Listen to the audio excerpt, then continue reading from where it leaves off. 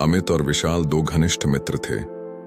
वे एक ही स्कूल में पढ़ते थे और गांव के पास की पहाड़ियों में घूमना फिरना उनकी सबसे पसंदीदा गतिविधि थी। हर हफ्ते वे किसी नए रोमांचक सफर पर निकल जाते, चाहे वह जंगल हो या नदी का किनारा। उनकी दोस्ती में कोई शर्त नहीं थी, वे हर सुख दुख के साथी थे। एक दिन दोनों ने तय किया कि वे पहाड़ के उस हिस्से पर चढ़ेंगे जहां अब तक कोई नहीं गया था। वहां जाने की राह जोखिम भरी थी, लेकिन रोमांच की चाह में वे दोनों निकल पड़े। सुबह सुबह ठंडी हवाओं में दोनों पहाड़ी की चोटी की ओर बढ़ने लगे। सब कुछ ठीक चल रहा था, लेकिन दोपहर होते होते अचानक मौसम खराब हो गया।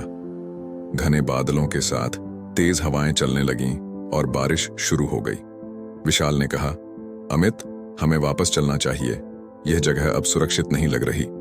लेकिन अमित, जो हमेशा जोखिम उठाने का शौकीन था, बोला, थोड़ा और आगे चलते हैं, शायद बारिश रुक जाए। जैसे ही वे कुछ कदम और आगे बढ़े, अचानक अमित का पैर एक चट्टान से फिसल गया। वह नीचे गहरी खाई की ओर लुढ़कने लगा। विशाल ने उसे बचाने की कोशिश की, लेकिन वह भी संतुलन खोने लगा। घबराहट और डर ने अमित को जकड़ लिया था। वह एक पत्थर से लटक गया और नीचे बहती नदी का शोर उसकी मौत की चेतावनी दे रहा था। विशाल ऊपर था, पर वह खुद भी लड़खड़ा रहा था। उसकी आंखों में आंसू आ गए। अमित, मेरा हाथ पकड़।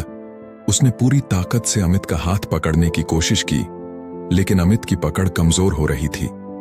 अमित की सांसें तेज हो रही थीं और वह चिल्लाया, विशाल, मुझे जाने दे, तू खुद भी गिर जाएगा।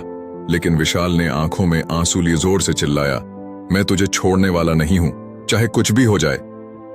ये कहते हुए उसने अपने पूरे शरीर का संतुलन बिगाड़कर अमित को ऊपर खींचने की कोशिश की। उसकी मांसपेशियां खींचने लगीं, शरीर थकान से चूर हो गया था, लेकिन विशाल ने हार नहीं मानी। कुछ ही पल बाद विशाल ने अमित को खींच लिया। दोनों जमीन पर गिर पड़े और हांफते हुए एक दूसरे को देखने लगे।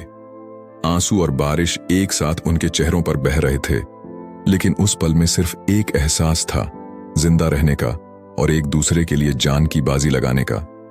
अमित ने कांपते हुए कहा, अगर तू न होता तो आज मेरा आखिरी दिन होता। विशाल ने थकी हुई आवाज में जवाब दिया, दोस्त, मैं तुझे कभी अकेला नहीं छोड़ सकता। दोस्ती का मतलब यही है, हम एक दूसरे के लिए जान देने को भी तैयार रहें। उस दिन अमित को समझ में आया कि सच्ची दोस्ती केवल हंसने और मजे करने तक सीमित नहीं होती, बल्कि उसकी असली पहचान कठिन समय में होती है, जब दोस्त अपनी जान की परवाह किए बिना एक दूसरे के लिए खड़े हो जाते हैं। तो दोस्तों, कैसी लगी आपको यह प्रेरणादायक कहानी? उम्मीद है कि आपने इससे कुछ नया सीखने को मिला होगा। अगर आपको हमारी ये कहानी पसंद आई हो तो हमारे चैनल को सब्सक्राइब करना ना भूलें और बेल आइकन भी दबा दें, ताकि आपको हमारी हर नई कहानी की नोटिफिकेशन मिलती रहे। आपके सुझाव और प्रतिक्रियाओं का हमें इंतजार रहेगा। धन्यवाद।